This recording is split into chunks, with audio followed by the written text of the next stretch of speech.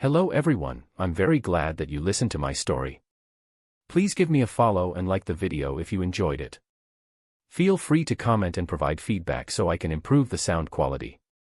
Yes, we invite you to listen to part 4 of the series. Chapter 51. The Dark King, Chapter 51. Heartbeat. This way too much. Dudien, Macon, and the others were scared at the sight.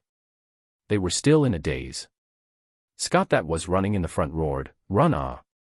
Dudien woke up from the daze, quickly turned around and ran. Mason, Sham, and Zach followed him.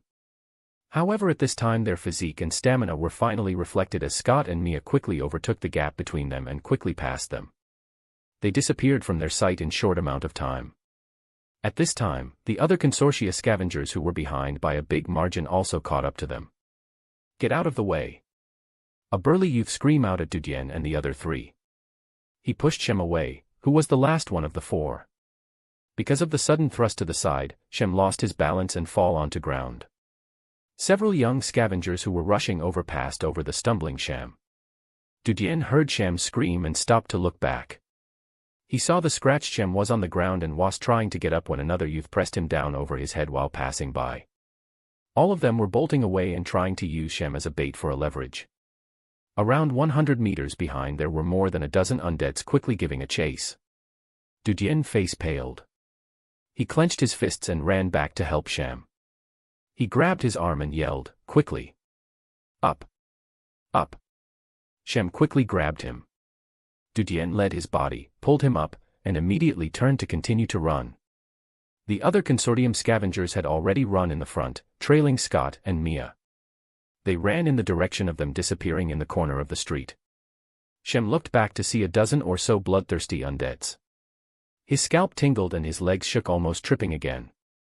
At this time, Macon and Zach also turned and rushed over, quickly seized Shem's body, dragging him forward in rush. "Go to the right!" Dudien screamed as they reached the corner of the street. The three of them were stunned. But they didn't have time to ask and could only closely follow the way Dudien had gone to. After a 10 or so meters, Dudien stopped and grabbed a few pieces of stones from the gravel on the ground. He began to throw the stones towards the direction Scott and Mia had gone to. Pound. The stone fell to the ground, rolling a few times and making noise. At this time, more than 30 meters away from the corner of the street, undeads began to catch up. As they reached the corner, most of them chose to run after the place where the voices were echoing out from. However, there is an undead who was aware of Dudien and the others' existence. He ran after them and another two followed it. Dudien's face changed and quickly glanced on both sides of the street. He a gate more than 10 meters in front of them. It was a community gate and the door was covered in vegetation. "Come with me." As he came up to the door, he saw few corpses lying on the ground. The door to the security room had long been corroded because of the moss. From the little exposed window he was able to vaguely see that there was a humanoid shadow in the room. Dudien stopped looking and passed by to the nearest building. He went into the building to see a corpse by the doorstep and another one in the corridor. Dudien suppressed the fear in his heart and trampled over the dead body to go inside. "Come over." The other three saw the corpse by the door. Their face turned white but fought back the fear and jumped over it. Dudien saw that another two undeads were coming with the previous pursuer. Dudien's face changed, and quickly grabbed the door. He wanted to lock it but found that the muzzle has long been covered with moss. It couldn't be locked, so he gave the idea and went into the building towards the elevator. At the moment the door to the elevator wall half open and was covered with moss and vegetation. There laid a few corpses. Some were dead, some were decaying. Dudien immediately ran up the stairs, said, "Keep up." Mason and the other followed behind him. When he entered the building, he saw the height of the building, which was at least 15 or so stories high. He went straight up the steps and saw 7 or 8 dead corpses along the steps, along with decaying human bones. By the 6th floor, Dudien was already exhausted. Mason and the other two were the same. In fact, in the battle with rats they have consumed all of their physical power. At the moment, they were desperately fleeing because of the fear. That was how they broke through their physical limits. Arg, arg. At this time, husky roaring sounds echoed out from the bottom floor. Dudien looked down the handrails and saw the undeads climbing up the stairs. But their climbing speed is obviously slow. However, as Dudien saw them, his face turned ugly and he continued to climb up. Soon, Dudien came to the location of the 12th floor. He was breathing raggedly. He heard the unconscious roars of the undeads, and from the sound he estimated that there should be 3 floors of the gap. He was going to continue to go up, but Shem pointed to an open door next to him. "Dean," he gasped. "We are going to hide. They should not open the door."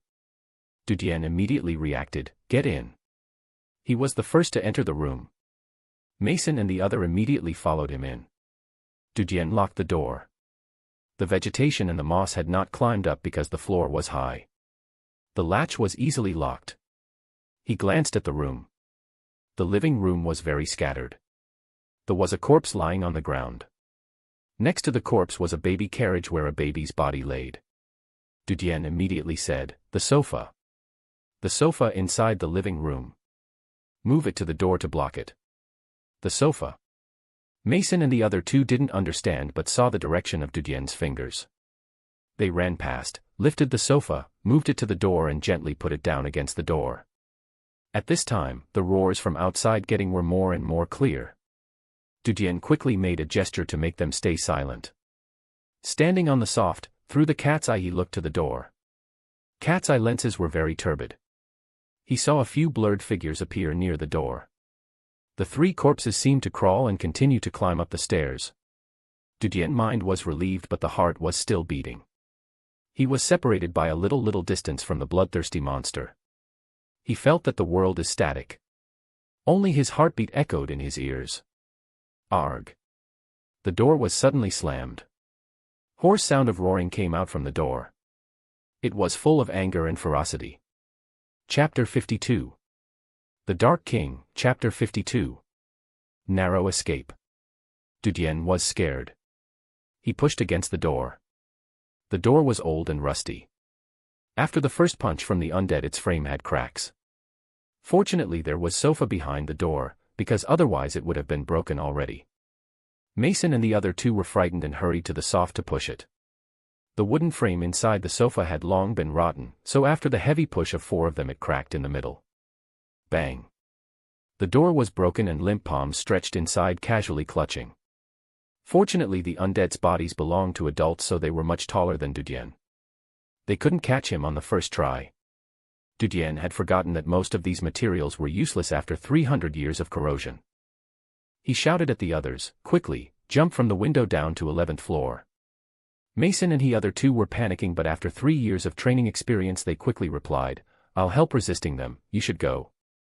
"Go!" shouted Dudien. They didn't want to talk anymore, so they directly went towards the window and looked down. The height of 12 floors was too high, so they felt dizziness. However, there was not escape route but this. Shem looked around the balcony and saw an object attached to the wall. "If we step on that object, and we should be able to get down to 11th floor's balcony." It was an air conditioner box. Mason was the most daring one out of 3. Although he was worried, but still jumped over. Bang! Air conditioning unit couldn't bear his weight. It suddenly collapsed down. He was afraid but was prepared for a situation such as this. That's why the moment his legs touched the air conditioner's box, he jumped towards the 11th floor balcony. The air conditioner's box collapsed down, hitting other boxes which were vertically mounted under it. All of them fall onto ground, making a loud noise. While Mason had barely caught onto balcony's outer wall. He climbed into the balcony and looked up at Shem and Zach. There was nothing to be leveraged upon, so he loudly said, "Shem, you jump first, I will catch ya." Shem was the thinnest and lightest out of the 3. Looking at the open arms of Mason, he let himself go down. Mason caught his body in a hurry, but the inertia of the fall almost brought him down from the balcony. He felt the pain of his arms as if they were going to tear off. But he still held on to Shem. Shem was frightened and blood had rushed into his head because of the adrenaline. He thought that he was going to die. He looked at the pained face of Mason and felt gratitude towards him. At this time, Zach, who was still stuck above, hastily said, "Aren't you guys ready?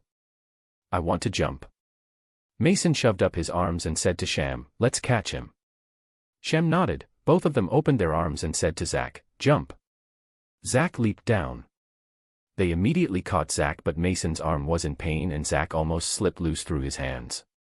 Dudien was relieved as heard all three of them jump down. He wasn't able to withstand the force the three undeads applied to the door. Right now, door was as crisp as a scrap of paper. He abandoned the door and ran to the kitchen. Along the way he threw off the TV, tables, wires and other things that he could lift in the living room. He was trying to slow down the pursuit speed of the undeads. His tactic had worked. Although the speed of these undeads were far more faster than him, but their brain didn't seem to work.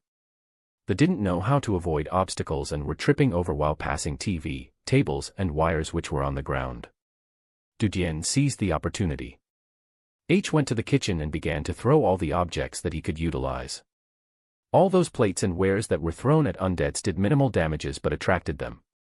Dudien hurried to the bathroom which was next to the kitchen. He closed the door and looked at the toilet's ventilation windows. It was made of aluminum alloy texture, but the edge had long been rotten in the last 300 years of baptism. He put his leg on the toilet and punched the ventilation windows. Bang! It cracked open. The window was big enough to accommodate his body. If an adult tried to go through, it would be very difficult. However, when he stretched out of the window to look out, the height of the 12 floors made him afraid. The car in the street that was covered in the vegetation looked like a small bread from Dudien's viewpoint. He heard the hisses and roars of undead from behind. He didn't look back but climbed out of the window. There was only one choice and it was to jump. There was no air conditioner box after all. No one would install an air conditioner outside the toilet. There were two types of white-colored water pipes which were used as toilets' discharge pipe. He jumped towards the pipes and grabbed onto one. In that instant he saw that he wouldn't be able to hold onto pipes as they were cracking in front of his eyes. Dudien's face became pale. He hastily made a backhand gesture and plugged out the dagger. He nailed it onto the wall. The dagger pierced into the wall and his body was hanging on it. He had seen sword marks made by hunters while killing undeads and other monsters. The walls were no longer strong and reliable. Arg! Arg! At this time two hideous heads abruptly stuck out of the toilet window. They were using their claws and trying to grab him. The undeads were frantically pushing out and the soft walls of window stretched and fell off as if they were made of mud. The gap was stretched out enough for both of them to stick out freely. He looked down to see that there was almost a meter of a distance between him and the toilet window of the floor beneath. If he had two dagger he would be able to easily reach the destination, but right now he had only one dagger. If he tried to maneuver he would fall down. He looked at the window which was only half a palm wide. Wanting to jump onto it was extremely difficult and required great courage. However, as he saw the third corpse to crawl out, he didn't dare to wait any more. He swayed his body slightly and suddenly let go of the dagger. It was a free fall. However, due to his body's proximity to the wall he stretched his hands out while falling and seized the windowsill. It was a very short distance but he felt like his head was exploded. At that moment, he felt as if he was reborn. Dudien looked up and saw that half the body of the undead had already crawled out of the window. He fiercely punched the window and smashed it. The broken pieces of the glass pierced his fist and blood began to drip. He quickly climbed up and drilled down the window. As he went in he felt wind roll at his rear. Dudien hastily looked down to find an undead that had fallen from the toilet's window down to the ground. As one had fallen off, the space suddenly was more than enough for the other two undeads. He saw another one trying to attack him from that distance and fall down to hit the ground besides the other undead's corpse. Dudien was startled. Do they only know how to attack? Don't they have awareness of self-protection? He thought about Scott and the woman undead's battle that had happened previously. Suddenly an idea emerged in his mind. Chapter 53. The Dark King, Chapter 53. Climbing the Wall. Few years ago I had gone to India for a vacation. My mate met me on my first day over there. He said that the foreigner who come to India either love it or hate it. There is no middle position. It either one of these. I love the country. I spent an awesome month over there visiting many great sites and places. I recommend all of you to visit India. Now it's not a proper comparison, but the Dark King is like India. You either love it or hate it. I have seen both types of people. No consciousness. Dudien's heart throbbed. These undeads are not same as bone rats. Although bone rats are bloodthirsty, but they still keep their beastly senses. They know when to hide, attack, or escape. Undeads are different. They only instinctively go after the prey. They don't think about tactics or anything alike, they are like dedicated machines used to murder. And the machine is incomplete. In addition to attack instructions, there are no other skills when they lock onto their preys. Dudien's blood was boiling. He felt that he seized a crucial information that would enable him to keep him alive: only straight attacks. This is the most dangerous thing about them, but it is also their Achilles heel. Mason, Sham, and Zack heard the sound of broken glasses and hurriedly came to the toilet and saw the Dudien. You. How did you come over here? Arg, arg. A husky scream echoed from the window. They heard the roars too. Mason and the other were frightened. They realized that undeads were above their heads in the toilet. Dudien must have deliberately attracted them over there so that three of them could easily jump from the balcony. Their eyes were reddened as these thoughts passed through their minds. What is friendship? Still to think about how to save you even in the most critical moment. Foregoing their own survival. Although in the previous 3 years of training Dudien had helped them many times, but they also occasionally helped Dudien too. 4 of them always supported each other, but those were assessments. In case of failure, you just left back to your house. In here though, it is a real life and death situation. However, to give up his own life to save theirs. They felt their souls shake. They were grateful and moved, but also hated their own weak states. Dudien did not notice the emotional changes of the 3. He said that he was safe. They looked back from the windows and saw last undead crawling out of the window from the upper floor. Dudien was worried that it would retreat back and turn around towards the stairs. So he stretched his arm out and began to gently shake it out of the windows as if to call it out. The undead saw Dudien shake his arm and began to roar and struggle crazily. Bang! A large piece of mud-like concrete broke out and fall down. Dudien brought his arm back in fear of being hit by the concrete. Undead easily struggled out of the window and following the previous 2 fall down. It hit the walls quite a few times as it fall down. Bang! A sound echoed in this quiet district exceptionally clear as it hit the ground. Dudien was relieved. He peeked out of the window and saw the 3 corpses that were on the ground. They were stacked together. However, the one on top slightly moved and staggered. It once again stood up. Dudien's face changed. He did not expect that after such a fall it wouldn't die. After he racked his brain out, he remembered that this undead could be destroyed only by the strike to its head. Even if it fell from 12th floor, it would only be left with broken bones but wouldn't die. It shook its dead body and looked up at Dudien. Strange screams came out of its mouth and it began to climb up the wall. By using its sharp claws it began to climb the wall as if it was a professional alpinist. I am. When did he become a Spider-Man? Dudien almost vomited blood. Fortunately he didn't go down or he wouldn't be able to stop them. They looked from the windows towards the fast-climbing undead as their faces became pale because of fear. Dudien did not panic. After his previous jump from 12th floor to 11th floor he had already felt like he had died and reborn. Moreover, he was aware of the weakness of the undeads. He had made his mind not to fear them anymore. Give me the dagger, said Dudien coldly. Mason suddenly understood why he wants the dagger, so he quickly handed it to him. Dudien was holding the dagger. He was looking at the undead who was climbing upwards. It had the face of grim-faced middle-aged men. Dudien's heart was no longer trembling but calmer than previous times when he had faced undeads. As he saw the undead coming closer, his arm stretched out of the window and he suddenly stabbed out the dagger. Puff!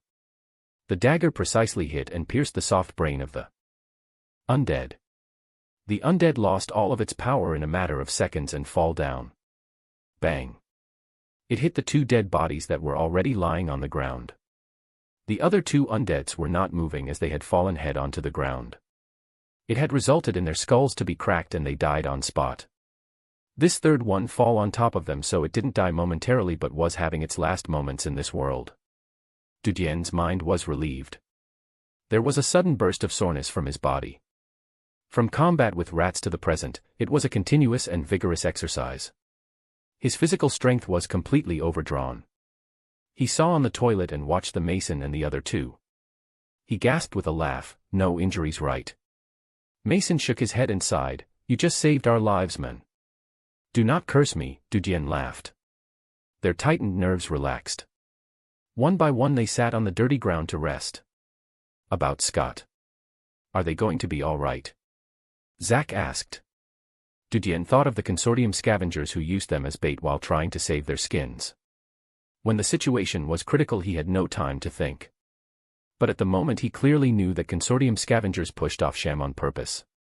There was a deep anger rising in his heart and he would love to avenge the previous situation. Perhaps, his heart is the deepest, evil. Dudian shook his head slightly, no longer thought about this and said, "Take a break. We will find them later on." Shem asked, "How come there are so many undeads around? Wasn't this area was swept by the hunters? Are they call this so-called cleaning?" Dudian slight frowned.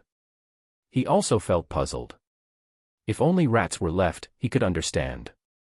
After all, in a fight they are not that much of a danger to scavengers. However, these undeads were different. Their strength was overwhelming. Also, degree of difference with them was so big that they couldn't be covered with numbers. Even if 10 people siege one, there would suffer heavy losses. They could have been ignored by the hunters or, they came from other districts, answered Dudian. Macon and the other two were startled but did not say anything. After a short while, Dudian stood up as his body was feeling better. He looked out of the window toward the dagger which he had stabbed onto the wall. He would need it as encountering the undeads without a weapon was extremely dangerous. He thought for a while and decided to search the house which they were in. The results were not good as most of the goods in here were pieces of torn or broken paper on the ground.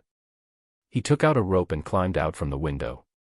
He used the rope to grab the dagger after several consecutive attempts and pull it out by struggling a bit as it was pierced onto wall with a large force. Dudian was relieved to take the dagger.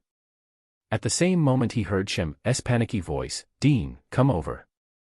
Dudian hurried to rush out as he heard Sham's voice. Shem was by the windowsill that was before the street. A dozen of so undeads were staggering and wandering over. They didn't walk down the street but turned into the district where they were staying at. Dudian's face became pale. Although these undeads were slow in the sloshing but apparently they were after a target. Dudian's group was looking at them from high altitude so they could see the line that they were walking in on. Undeads were clearly walking towards them. Chapter 54. The Dark King, Chapter 54. Anatomy. I've forgotten to mention but on the right side above the search section we have font resizer and GT. They are looking for us. Shem looked at the creepy figures. Is it our smell? Impossible, we are so far away. Dudian was gloomily staring at the wandering undeads, thinking, they should not be aware of our presence. If they were then they won't act so. Slowly. If it was about the smell then Scott's group had so many people. They should have left much thicker scent than us. It seemed there will be more than a dozen undeads. Macon hurriedly looked at him and said, "Dean, what should we do now? If they close down on this place they will notice our presence. Do not panic." Dudian frowned. Recalling all the previous event he suddenly thought of a neglected issue. They don't have consciousness, as a result they can't make rational choices. They would even jump down from a high rise. They don't have the concept of death and aren't aware what is dangerous for them. So how do they identify their prey? Previously, Scott had said that undeads are attracted by the smell of blood and would trace accordingly. But if it's so, then the bloody smell of the bodies bitten by the woman undead would be enough to attract all of them to that location. Moreover, if they were so bloodthirsty and mad for blood then they should attack and bite the hands of other undeads as their claws would have traces of blood on them. But, in reality the moment undeads saw us they chased after us completely ignoring the undeads on the ground. This proves that although blood is a factor in their attraction towards us but there is more to it than blood. Dudian's eyes shone as if he knew everything. Last time the undead woman heard Aaron's footsteps, gave up eating the scavengers and ran over to kill Aaron. Probably sound is another factor that attracts them. Dudian was not pleased with the conclusion. He slightly frowned, as he felt he was ignoring a very important element that decided decision-making of undeads.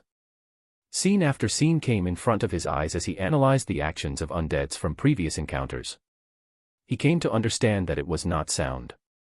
Rather, sound and blood can attract their attention, but those are not the most important aspects they take into account when they track preys. The real reason according to Dudien analysis was heat. According to Dudien's reasoning, that was the main way how the undeads went after their preys. They somehow could perceive the prey's body heat. In short, they must have thermal vision.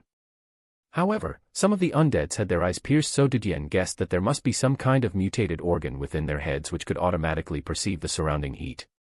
Any warm-blooded animal will appear in their perception network. Although Dudien cannot be 100% sure of this speculation. But the information at his hands was limited. He walked towards the window and looked down at the undead corpses. An idea popped up in his mind. Mason, find something hard and throw it somewhere else to see if your sound can distract those undeads. Zach, light a torch. All three of them were surprised. Although they didn't know why they needed a torch, but distracting the undeads with the sound was a good idea. Mason went to the room to search up for materials. He found few pieces of mud-like bricks from the bedroom's wall. He came back to the kitchen and threw the bricks towards the nearby building. Pop! Bricks fell to the ground and turned into powder. Sound was speed in the quiet district. The undeads were attracted by the sound. Mason was excited to the effect, so he kept throwing farther and farther to lead the undead away. Dudien's heart was relieved as he saw the sound was effective to lure the undead. Zach had covered clothing over a stick and had ignited the torch. Dudia immediately said, "Throw the torch out." Zach was stunned as he couldn't figure out what Dudien was thinking. But he listened to him and threw the torch out. It rolled in the air and fell to the ground. The fire was almost extinguished. Dudien saw that undeads turned back to look at the torch which had fallen to the ground. Mason happened to throw another brick, resulting in huge noise, so they turned back and went after the source of the sound. Soon they left the area to the street where the brick landed. Dudien felt strange. Was his guess wrong? On second thought, at least they were able to lure them away for now. Mason was at his limits because of constantly throwing stones. The undeads wandered for a while where the stones had fallen and suddenly turned to walk towards the street Dudien and the other three were located. Dudien and the rest were just feeling relieved when they saw the undeads. They almost shouted out curses. What hell was going on with them? Dudien was stunned. Why are they so persevering into walking to this area? He looked around, but the only thing that came to his mind was that they were the only people present in the area. How would Shem stared undeads? Shem quickly said, "Quickly, continue to throw stones." Macon reacted instantly. He rushed inside to buckle bricks from the wall and came back to throw them. Soon the undead who wandered into the area were lured out. Dudien was not happy as the method they used to lure the undeads was not a permanent solution. Maybe over the time they will attract undeads from other areas which would be to their disadvantage. Dudien wrinkled his brows. How human body attracted these corpses? If it's heat, then can they distinguish the difference between a flame and the body heat? Dudien thought of this point. His face slightly changed. Because in addition to lowering their body heat, there does not seem to be another feasible way to avoid undead's detection. To lower the body's heat they had to undress. However, the intensity of the nuclear radiation in the air was too high. If they took off their clothes, the radiation value of their bodies would increase rapidly. Dudien bowed his head to contemplate over the issue. While Mason would throw few bricks when the undeads would return to the district. He controlled the rhythm of throws so to be more effective. After a long while, Dudien made a decision and said to Mason and the others, "One of you who is willing should go down with me to carry the undead's body." Hearing this, all three of them were stunned. "Lift them up. What are you going to do with them?" "The 3 dead bodies," Dudien seriously said. "I want to dissect them." The quickest way to understand the undeads was to see thoroughly from inside out. Although Dudien had no medical experience and his knowledge of the human body was limited, but in such a harsh environment there were limited methods to try. The only approach to understand the undead was to check out their bodies as soon as possible. "You want to know about their anatomy?" Mason and the other two looked at him as if he was a freak. Chapter 55. The Dark King, Chapter 55. Third. If you want to recommend pictures to be added to TDK's gallery dar, then let us know by commenting the links to pictures below. If you want to dissect. Should that not be enough? Shem pointed to corpse of an old man who was lying on the living room. He seemed to be head of the family who lived in the house. Dudien shook his head. I want to dissect the undead to speculate on their behavior. The ones who had been killed by the hunters would be useless. The ones who are downstairs are in much more better condition, and by analyzing their anatomy I can see what kind of changes have occurred in them. I'll go with you, said Zack. Dudien nodded. He took his dagger and along with Zack went to the corridor. Soon, both of them came to the ground floor. They peeked out from the door to see the mason and Shem had led the undeads away. They softly opened the door and ran to the side where corpses of undead were located. Dudien saw that undead's head were cracked, but there wasn't outflow of blood. He seized the undead which was on top of the others. He whispered to Zack to grab from the other side. Zack's face was pale, as no one would be willing to be so close to the bloodthirsty undead. He fought back the fear in his heart. He came forward and grabbed from the other arm of the corpse and they lifted it up. Dudien was not worried about infection from the dead body because of isolative functions of their uniform. They carried it back to the building. This corpse was heavier than Dudien had imagined it to be. It looked like a skinny young man, but the feeling it gave from carrying it was of a person of 300 pounds. Fortunately they had used God's blessing and were several times powerful than a normal person, or it would be very difficult to move this body. Soon they reached the 9th floor. The stairs had collapsed in here. Even though they could jump past it, but they wouldn't be able to carry the corpse. Dudien put down the corpse and went into the closest unit. He checked the house and found that there were no rats or other dangerous creatures inside. So they took the corpse into the unit. The original owners of the unit had long been dead. There was blood on the ground which had turned into dust. There was corpse of a young teenager and of a woman. Their fleshes had rotted and their remains were colored dark because of the extreme radiation. Dudien picked few rotten quilts from the bedroom and covered the corpses of the owner. Dudien and Zack swept away the scattered things in the living room and made an open space. At this time, Mason and Shem, who were upstairs, had come down as they saw Zack and Dudien weren't coming back. They were relieved to find them, but soon saw Dudien, who was beside the undead's corpse. Do you really want to dissect it? Dudien firmly nodded. Until today he would stay the heck away from a corpse. He would be afraid even to look at it. Today scales had fallen from his eyes. TL notes, it is an idiom. He was the eyewitness of Scott and others' despair. He had seen how the undead bite and eat the living humans. Gradually, he had realized that if he want to survive, no one will protect him. The only help he had was the dagger in his hand. Dudien used the dagger to gently stamp the corpse's claw.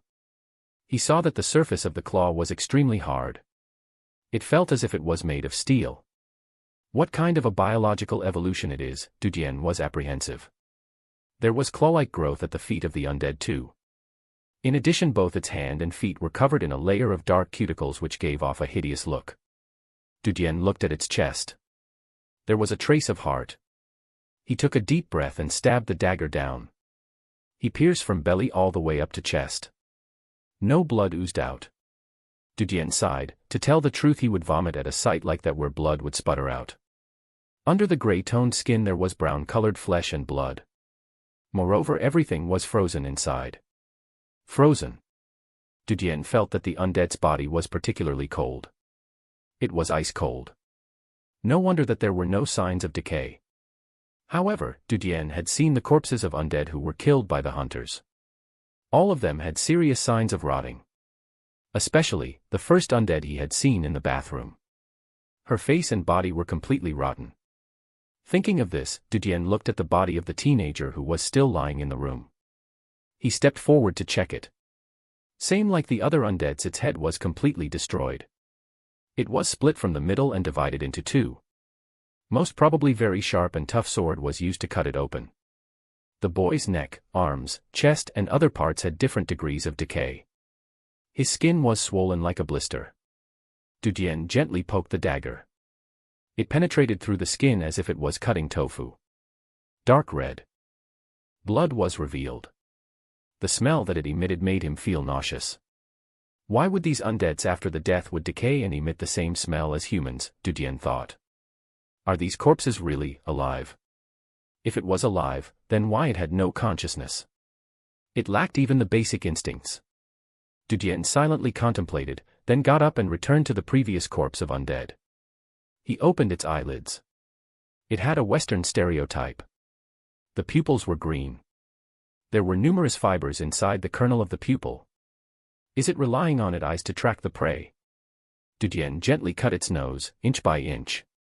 The protruding nose was cut flat, revealing 2 deep black nostrils. He rolled over its head and cut its ears. He dug a whirlpool around its ears. Zack and Shem, who were close by and watching the process, turned pale. Their legs trembled because of the fear. They were not afraid of the undead's corpse but the expression that was on Dudien's face. They will not forget this scene and remember it for many years. At this time, Dudien hollowed out the undead's ear. It was filled with the thick dust. The ear had long been filled with layer after layer of accumulated dust. Its hearing should be very weak, so why it's so sensitive towards sound? Does it mean that another organ have evolved and replaced the functioning of sound detection? Dudien pondered for a moment, pushed its jaw down and looked at undead's tongue. It was torn. It was bitten by itself as if it was eating up a prey. It didn't know how to protect itself and felt no pain at chewing its tongue. Dudien hesitated as he thought about the way Scott killed the undead woman in the beginning. He had stabbed it in the head and nailed it onto ground. But its body also kept twitching and issued mournful screams. If there was no pain, why would it react that way? His eyes flashed for a moment. He waved the dagger along the corpse's mouth, cutting it from both sides while pushing the jaw down with pressure. Soon, the entire jaw was cut down, but there was no trace of blood. The upper cavity was made of chilled flesh and blood.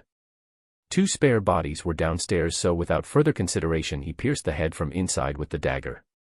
Everything inside the head, from broken brain to other organs, stirred out as he rotated the dagger. Thud. A hard object fell out from the skull onto the ground. It rolled and stopped a meter or so away from Dudien. It was a thumb-sized, spherical dark blue ball. Chapter 56.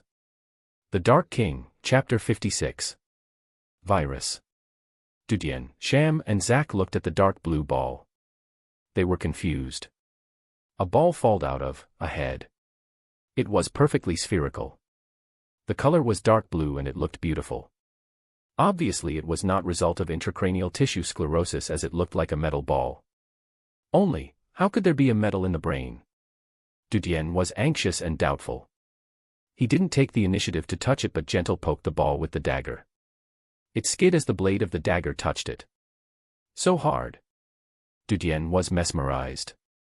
Infection rate through hard objects was slow. Moreover, it wouldn't penetrate the way liquids did. He had gloves which could isolate. Simple touch should be okay, Dudien decided. He moved his hand and picked it up. The moment he touched the ball he felt a chilling ambience. The only feeling that came through his finger nerves was cold. Extreme cold. He felt like he was holding an ice hockey puck which he just picked from the field. Is it because of this dark blue ball that the blood and flesh within the undead's body are frozen, thought Dudien. Coldness spread along his arm. He felt the temperature of the entire arm was rapidly reducing and it became stiff. He picked the dark blue ball with his other arm. Coldness began to pierce through his other arm too. Dudien felt his body becoming chilly. As if he was walking nude in the black snow season, exposing his body to snow. How the hell does it work? My hands are holding it but my whole body feels cold. I could feel the soles of my feet were numb because of the cold. Dudien was surprised. First it felt like playing snowballs in the winter. The hand would be cold but body will be warm. But at the moment he felt the chills all over his body, like he was covered by ice blocks all around. Immediately, he put the dark blue ball on the ground and rubbed his hands with each other. He felt a bit warmer. Soon his stomach gurgled because of hunger. He hasn't eaten from the moment they have left the giant wall. He put up with forbearance as there were more important matters at hand than a meal. Suddenly, he thought of a reason. Heat absorption. Dudien awoke. This dark blue ball absorbs heat. It works like the saltpeter of gunpowder. It is not just one of the raw materials of the gunpowder but could be used in ice making. In this world the alchemists have only mastered the use of saltpeter in making ice but have not found that nitrite mixed saltpeter can explode. In case saltpeter is put into small enough amount of water, it will absorb the heat in the water so the water will become ice. Obviously this dark blue ball had the same endothermic function of saltpeter, which was why he felt his body's temperature decrease. If he holds it in his hand, the ball will absorb the heat along the arm. It won't stop unless it will absorb all the heat within the body. After the temperature of the body reduces to a certain extent, the heart naturally will stop to function. No wonder. No wonder the temperature of the undead's body is so low and so cold. Dark blue ball is the reason. But where does this ball come from? Why would it appear in corpse's mind? Dudien's mind was full of curiosity. If it has colonized its brain, unlikely, it would need very long time and energy to colonize the brain. However, the corpse was infected with the virus. Although they are variations, but at the end they are humans. They were made up flesh and blood. How a hard object like a metal would grow in the brain? That is also strange, Dudien was brainstorming. Suddenly a figure jumped from the stairs into the room. All three of them were shocked and alerted. They turned to see that it was Mason, so they were relieved. Mason saw that they were all right, so he snapped, "You guys scared me. I almost thought that I've lost you guys." Shem scratching his head, "It was you who scared us. I was watching Dean piercing the undead, so I forget to inform you." Zack hurried, "You have come down, so who is gonna throw the bricks?" Macon rolled over his eyes and said, "Of course I'm back. I'm exhausted. Decide who will change me." Shem was looking at the corpse whose head was beheaded. "I'll go," Shem said. Dudien's thoughts were interrupted by Mason. He continued to think, but he couldn't find clues. He wouldn't dwell on this topic anymore. Surviving was the most important thing right now. His eyes lit up as he looked over at Mason and Zack. "Come with me as a backup." They were in doubts as they couldn't figure what Dudien wanted to do, but still followed him down. Dudien came downstairs to see the group of undeads were far away. He sneaked out to the corner and used the dagger to cut the heads of 2 undeads which were still lying on the ground. Carrying their heads, he quickly went into the building. He saw Mason and Zack retreat, so he smiled and said, "Nothing dangerous, they are dead." Mason was frightened. When have you become so daring?" "I'm still adapting," Dudien replied. Returning to the upper floor, he slipped the second head the way he had done before. Now it was much easier to pierce inside. As the heads of the undeads were ripped apart from the body. As expected, there was another exactly the same dark blue ball inside the head of the undead. He was going to cut the third head when he thought of a problem. He decided to forego the previous cutting method. Instead, he began to cut through the splits of the skull that had resulted from the free fall. The head slowly broke apart. Soon they saw the full intracranial picture. Most of the brain tissue was frozen. Dark blue ball had sank into the brain in an ovary-like place.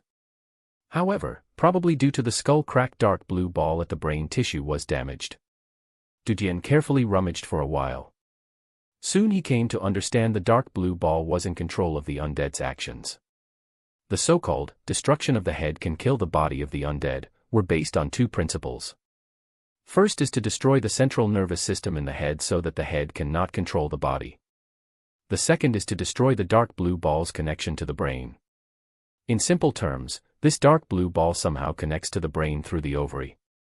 So there was no need to cut the head. As long as a strong enough force is applied to its head, this dark blue ball will vibrate within the ovary. In case like that, it will lose the contact with the ovary's wall and won't be able to signal the nervous system to take action. Undead will automatically stop to act. It is same as killing the undead. Dudien was more puzzled as he understood this point. What was the matter that composed the dark blue ball? Why would grow in undead's brain? Is it manufactured or triggered by the virus? Dudien picked up the dark blue ball and began to cover it by fabric. He covered layers over layers so it was wrapped into a large fist-sized ball. He handed 2 of them to Mason and Zack. "This thing can absorb the body temperature. It will help us to lower the temperature down. You don't have to hold it as it will absorb the body heat anyway. The best is to put it into the backpack." Macon and Zack were surprised to see these wrapped up balls. Mason curious, "What is this?" "I don't know exactly what this is. However, hunters who kill the undeads will dig out their heads for this thing. It should be very valuable. Otherwise they won't turn a blind eye on things like gold," said Dudien. He had seen many. All the heads of the undeads had been split, but he would have never thought that hunters would split the head to pick this dark blue ball out. Mason frightened, "Are you sure that hunters kill the undeads for this?" "Maybe." Chapter 57. The Dark King, Chapter 57. Melting. Did you know that Julius Caesar suffered from epilepsy and had lots of epileptic seizures during his lifetime, but very few people know about it? Do you know why? Because during those times, people who suffered an epileptic seizure were branded as being possessed by the devil. Do you know how many bright and enlightened scientists have been burned, crucified, and hanged because the church has said that they are wrong because they are denying the dogma? Now, if for centuries you are told that black is white and white is black, you will perceive so. You will actually deny the people who argue otherwise. The society where Dudien lives right now is like that. It is ruled by dogmas. Even the aristocrats who have lots of information in their hands are controlled by these dogmas. Why do you think alchemists are banned and hunted? Anyway, I don't want to ruin your mood by my blabberings. But if you want to enjoy this novel, then forget everything you know. If you read Mason's dialogue, imagine that you are Mason and see through his eyes and talk through his mouth. Same applies to all the characters. That way it will be a pleasurable read. Without further ado, enjoy. This thing has heat-absorbing characteristics. It proves that my previous speculation was correct. These corpses are driven and controlled by it. They are induced to our body temperature. That's why they gradually gather here. They don't trace their prey by the smell of blood, but they track the heat. Dudien was reviewing the information that he had gathered. Scott and the rest should attract more undeads, as their group would produce more heat in comparison to ours. Moreover, there are a very large number of undeads, and it is by no means were leftovers ignored by hunters. Most probably they had moved over from other regions. At the thought of this, Dudien frowned. He closed his eyes to picture the map that Scott had. There was a gray area near the number 8. It had not been cleaned. There were other colored areas, which the hunting ground for other consortiums. Concluding his thoughts, Dudien said to Mason and Zach, "It will help us to lower our body temperature. Soon we will be able to get rid of these undeads, as they won't track us anymore. Because we have only 3 of them, which means Shem won't get any for now. We gotta hunt another one and dig the dark blue ball out of its head. That way we will have enough dark blue balls for 4 of us to use." Mason was alarmed. "We will avoid to be traced by them if we this. How can we hunt them? They are way too strong. We are not their opponents." Zach asked. Dudien smiled and said, "Humans are the strongest because we are good at fighting, but because of the wisdom that we have. We can't fight hand to hand with undeads, but we can use our minds to easily kill them." "Easy," Zach and Macon said in a daze. In 3 years of harsh training, they were taught how to search for prey in the wilderness as well as in a variety of environments. It was all about how to look for food. But they were not taught how to hunt, because that was the work of the hunters. So although they were trained, but in front of problems such as facing undeads, they were at a loss. But compared with the other children, their lack of panic was already very rare. The easiest way is to use fire. Dudien smiled and said, "You first find some fabric. As long as the fabric can be lit, the more the better. I will go to replace Sham. I will give you 10 minutes to find and gather fabric downstairs in front of the building." Macon and Zach's eyes lit up as they guessed what Dudien wanted to do. They quickly left the room in separate way to search the various floors for combustible materials. Dudien went upstairs to see Shem still tirelessly throwing stones. "You should rest for a while, I'll keep throwing the stones." Shem replied, "No. Jobs like this, where no brain power is needed, should be done by us. You are the only one we can rely on to leave this place." Dudien laughed. "Macon and Zach are doing everything. After everything is ready, we will be able to leave. We only need the east wind." "What do you mean?" Sham was confused. Dudien shook his head and said, "Nothing. I'm free till they find everything that I asked for. You should go upstairs and bring some stones over. Do not empty this floor." He grabbed a stone from the ground. He looked at wandering undeads and found that the number of these undeads had increased by a few. There was a single undead which was wobbling over. Dudien throw the stone to another place. The undeads were lead to other side of building because of the sound emitted. 10 minutes later, Macon and Zack had already gathered flammable materials in a circle into an open space in front of the building. Dudien began to throw stones and glass close to the circle where clothing and wood was gathered. The sound echoed out and grabbed Undead Group's attention. They staggered towards the circle. Because of Dudien's previous instructions, Mason began to act as he saw undeads coming over. He was on the second floor. He ignited the torch and threw it onto the circle.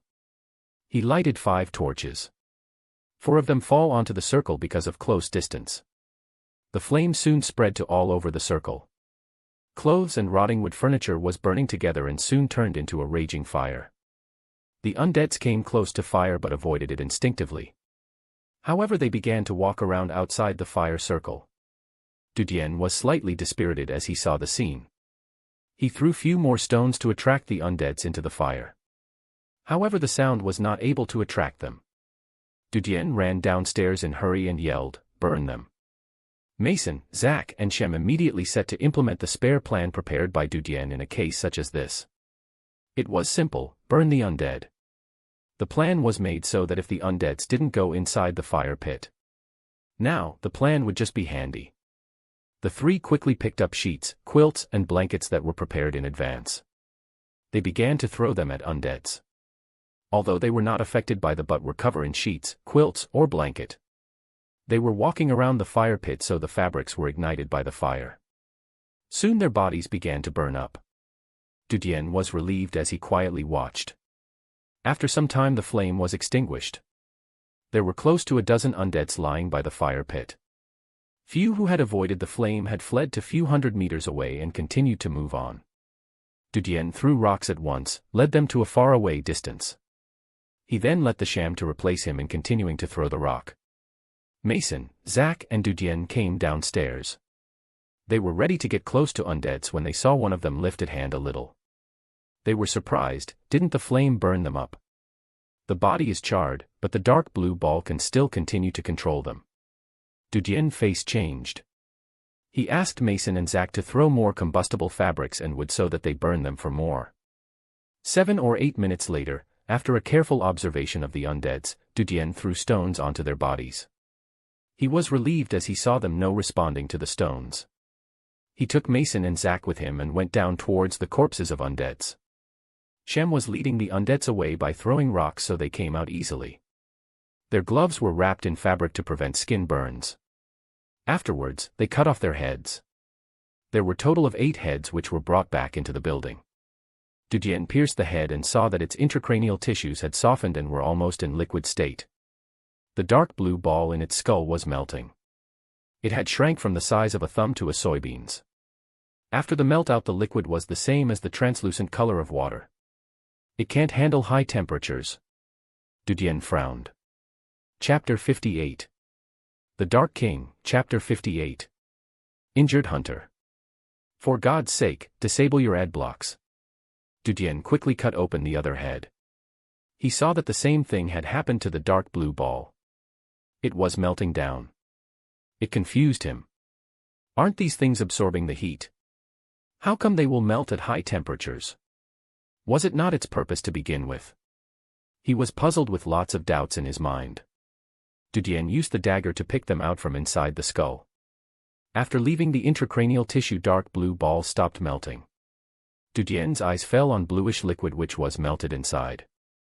With the passage of time, intracranial tissue's temperature gradually reduced. Color of these bluish liquid thickened. The next moment, Dudien, Mason, and Zack witnessed the horrific scene. These bluish liquid, as if having their own minds, began to twist and retract to a ball. Slowly they condensed into a dark blue ball. Dudien was completely shocked. This scene gave him a sense of déjà vu, like water was frozen into ice. This dark blue ball seems to have similar structure. But it does not need to wait to freeze until reaching 0 degree. It is equipped with high-efficient endothermic characteristic. Dudien looked at the dark blue ball.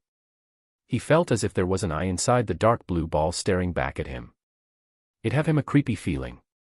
Although he didn't know what kind of a material the dark blue ball was and why would it appear in Undead's brain, but it gave him the feeling of an extremely dangerous object. Of course it was an instinct. It may also been the impact of the scene that had occurred in front of his eyes and resulted in wrong intuition. In any case, Dudien was reluctant to be in contact with this thing too much.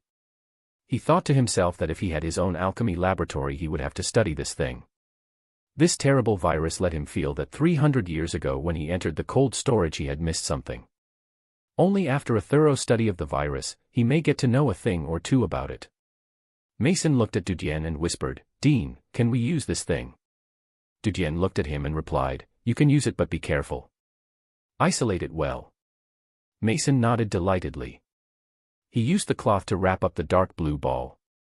Dudien also picked up one and the cold feeling came again. There was not difference with the previous experience. He was assured that with the help of this thing they can escape the body sensors of the other undeads.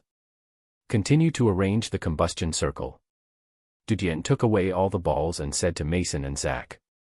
They were surprised. "We have killed enough undeads. We can go around them now."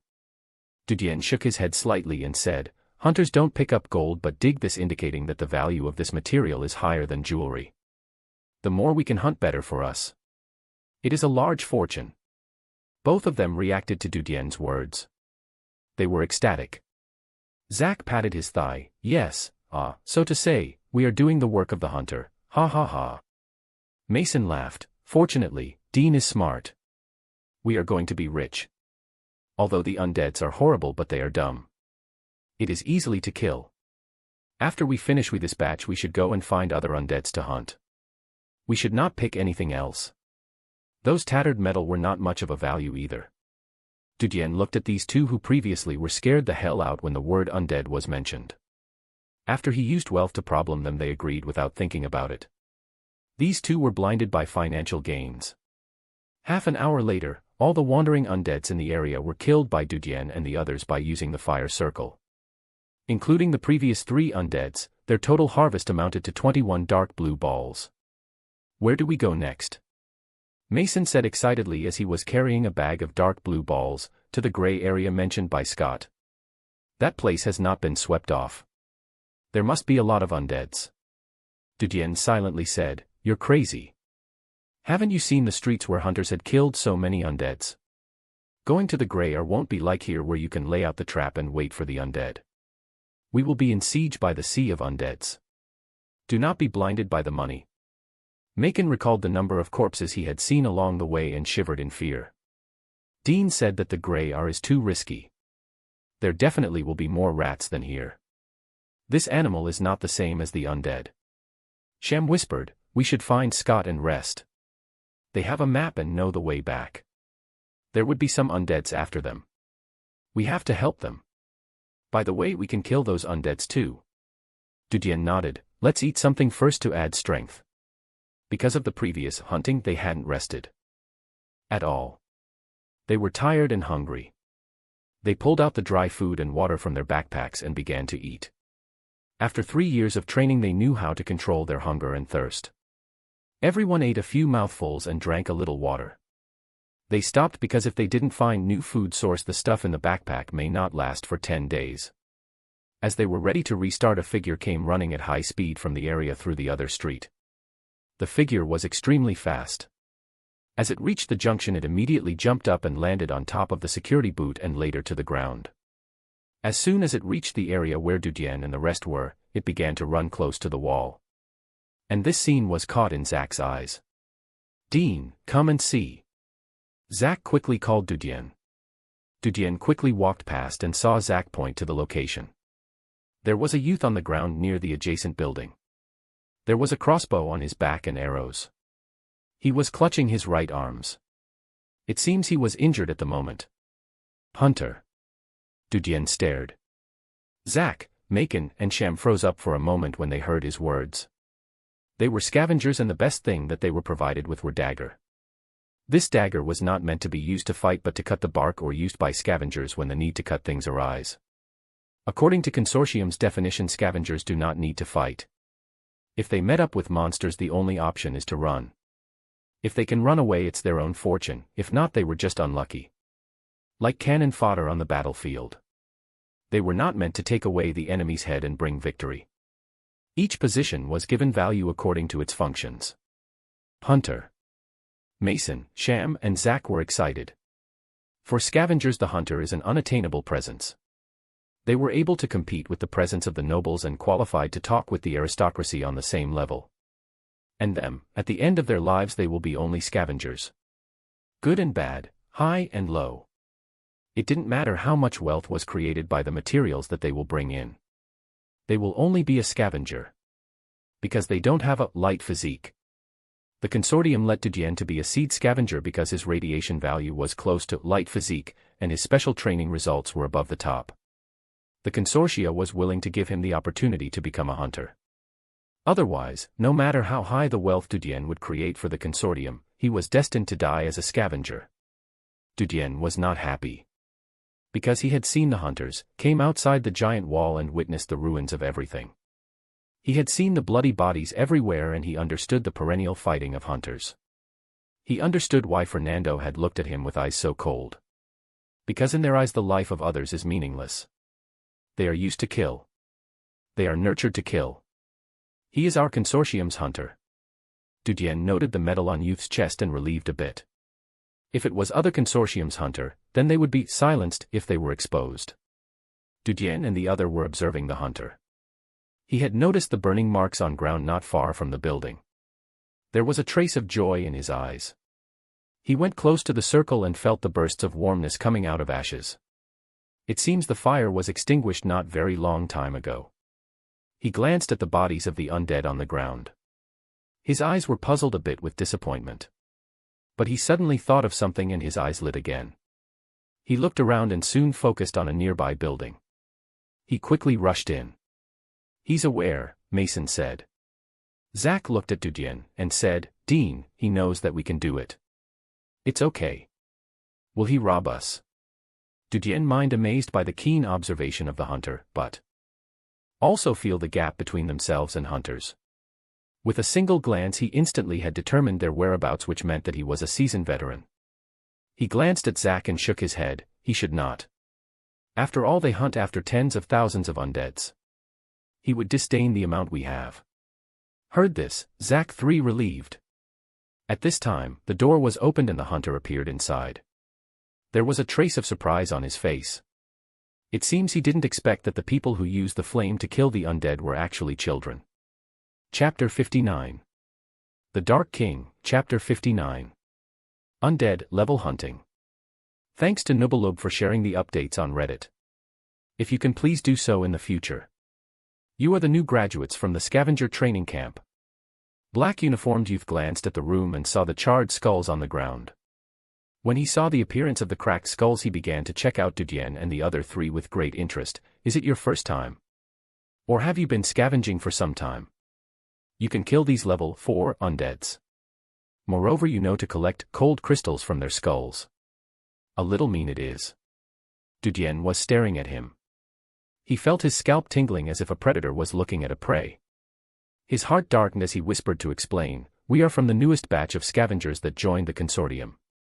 Mr. Hunter has happened so that we were forced to separate from our main force by the undeads. Inadvertently we thought of this approach and were successful at killing these monsters. The youth focused on Dudien. He was easily able to see that the boy was the core of this four-man group. He smiled and said, don't worry. I'm happy the consortium was able to recruit smart fellows such as you guys. I was hurt and need to bandage my wound. Make a spot and get me some fire. Dudien glanced at his right arm, nodded and said to Zack, you get the fire while I find clean cloth for Mr. Hunter. Mason, Sham and Zack were excited as it was the first time they were so close to a hunter. They immediately busied up as they heard Dudien's words. It was as if helping the hunter would be the same as achieving a glory in war. Hunter was going to enter the next room when he said, no. Those things are infected with radiation and germs. How can I use them for bandage? I have a first aid kit in my backpack. You seem like a smart kid, get me the kit. The hunter went into the living room and sat down. He didn't care about skulls on the ground. Instead he used his feet to sweep the skulls to vacate a place. He put down the backpack and said to Mason, open the backpack and find the gauze that's inside. Macon nodded and was about to open the backpack when Hunter saw that his gloves were stained. He frowned, bastard, take of your gloves. Do you want to dirty my backpack? Mason scared and his face turned red. He quickly took off his gloves, opened the backpack and pulled out the gauze. Mr. Hunter, you have disinfectant in here. You should first use it to disinfect the injury. Are you going to teach me? The hunter sneered and said, there is knife and bottle there. Do you see them? The bottle is alcohol. You have been taught about first aid knowledge, right? Mason quickly nodded and immediately poured the bottle of alcohol on the knife while Zach lit the torch and burned it. Mason said, Mr. Hunter, you should release the wound so that I can use the alcohol to disinfect it and then remove it. I will do it myself. The youth grabbed the second bottle. He used his thumb and flicked the cap as it flew out. He loosened his arm and spilled the alcohol on top. There were bursts of convulsions on his face because of the sudden pain, but he still tightly held back. Dudien and the other saw his wound. It was made by sharp claw marks and were deep enough to see the bone. His skin had been festering, but because of youth's firm grip it hadn't joined the blood flow yet. The youth caught the red-hot knife and cut off the festering flesh from the wound.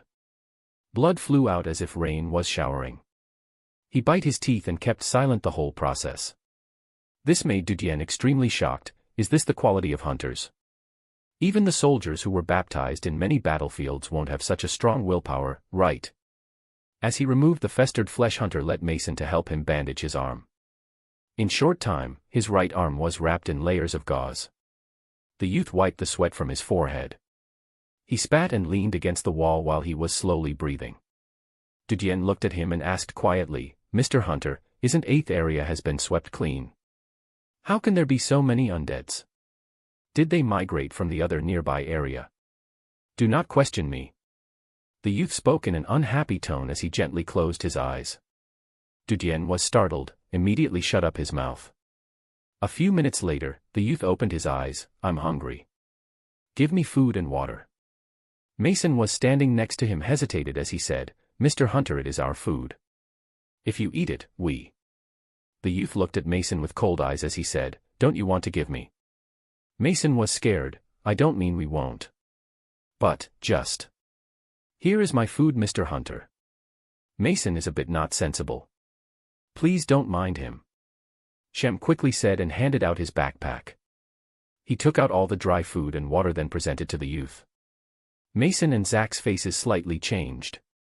Although they admired hunters, but it was different when it came to their own interests. They looked at Dudien, who nodded back to them, meaning that they should go with the acquiesce. Their mood was slumped, but they didn't dare to show the pain. The youth looked at Sham. Little guy, you are sensible. Then, grabbed his delivery of the dry food to eat. He stuttered up as he stretched his other hand. Water. Shem quickly handed him. He drank the water and threw aside the empty bag. He continued to sit and rest for a while. Later on he slowly got up and did few gentle activities with his right arm. He revealed a pleased smile as it seemed that the injury was stabilized. He looked at 4 of them.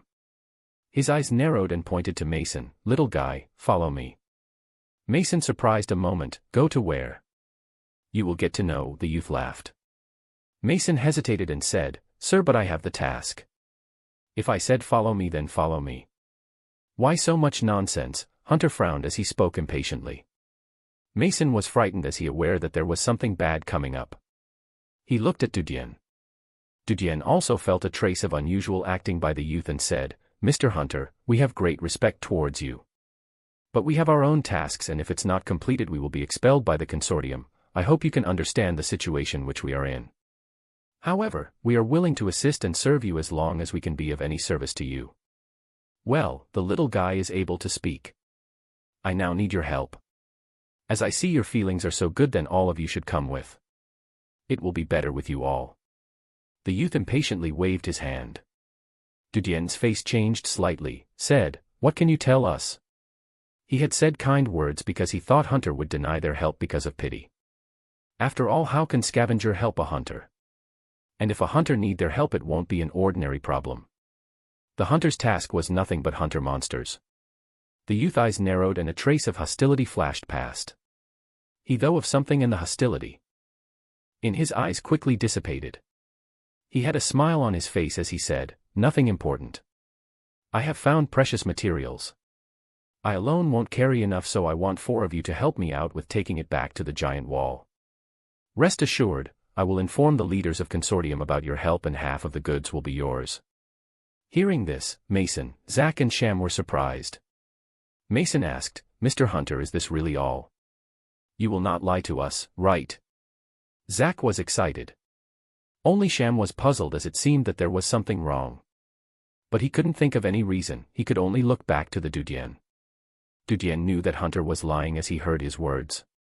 The hunters don't care about gold and what is more precious than gold. However, although they belong to the same consortium, but he felt that messing with the youth won't result in anything good. Most likely they will be the ones to suffer. The only thing that they could do right now was to see how everything will turn out. Chapter 60. The Dark King, Chapter 60. Bait. Dudien and the other 3 followed behind the hunter and left the residential building. It didn't take long before they came outside the district where they departed Scott and his group. 2 undead staggered out from the junction that they were facing. They seemed to feel the body heat from Dudien and rest. They immediately turn around and run towards them in a pace which was accelerating as they moved. Dudien took out his dagger and stared at Hunter's back. If he gave up on them to escape, he would urge Mason, Sham and Zack to run as fast as possible. Because they didn't have enough strength to face them on their own. However, the youth frowned as he saw 2 undeads. The next moment he took out a dagger which was placed at the edge of his pants strap. He ran towards the undeads and was in front of them in matter of a few breaths. His body staggered and twisted as if he was a whirlwind. Puff. Puff. 2 sounds echoed out as the heads of undeads were cut off from their bodies and fall to the ground. Dudien's pupils contracted at the sight. He knew that Hunter's job was to exterminate the monster, but he didn't expect that they had such a strength. It was a one-sided slaughter. The youth dumped the blood off the dagger and inserted back onto its place. He looked back at Dudien and the other 3. There was a faint smile on his face as he waved them to keep up. Dudien and the other 3 quickly caught up with him. Dudien noticed the dagger on Hunter's belt was so sharp that their dagger should have to be called a butter knife in comparison to it. He estimated that Hunter's blade was made from a better steel. On the other hand, his dagger was almost useless after cutting up few dozen undead necks. Most of the blade was just a bare metal now. Only the place close to the dagger's hilt was sharp enough to cut something. The thing in their heads, Dudien just wanted to bend over to collect the crystals when youth noticed him and lightly shouted, "Do not delay time. Hurry up." Dudien frowned slightly but still gave up on gathering the dark blue balls. However, he fixed the location of the heads in his mind so that if he has the opportunity he would come back to collect them. After all, this thing was not much in Hunter's eyes, but for them it was a great fortune. As they continued they met more and more scattered undeads. But the hunter didn't let Dudien and the other 3 to take an action. On each encounter he took the initiative to behead the undeads. He is much faster than undeads and apparently his close combat skills were over the top. His skills were so good that the undeads didn't have a chance to touch his body lest injure him. Dudien followed, in silence, watching and studying Hunter's action. In this era where cold weapons were used, the techniques and traditions of combat practices have been perfected. The martial arts shown by the hunter had mesmerized Dudien. He used the knife so perfectly as if he was mowing a grass field with scythe. His actions were neat and perfect.